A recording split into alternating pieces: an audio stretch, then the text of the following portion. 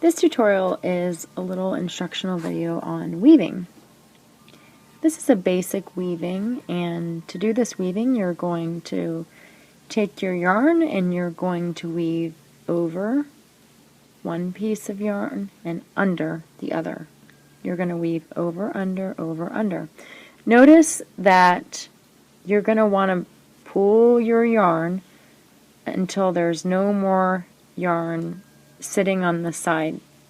If you have loose yarn hanging around, it's going to get tangled up.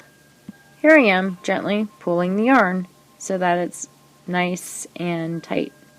Then I'm going to weave the next piece of yarn the opposite way. So if you look really carefully, you can see that my first piece of yarn started over and the second piece of yarn started under the green piece of yarn, the green warp string.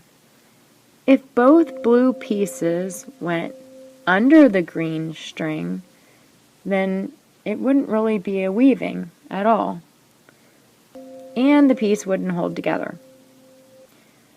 The biggest mistake that I see most often is that students will make all the pieces going the same way.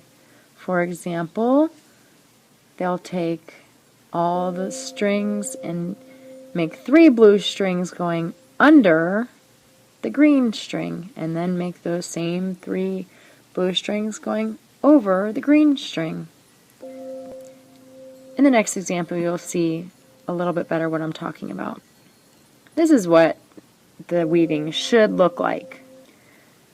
Okay, and here is an example of what the weaving should not look like. Here on the right, you can see how both of the blue yarn threads are going under. So you have 2 yarn strings going under. 2 are going under, when really one should go under and one should go over. This looks much better. You have 1 blue string going under, then the next one going over, and it continues in that fashion.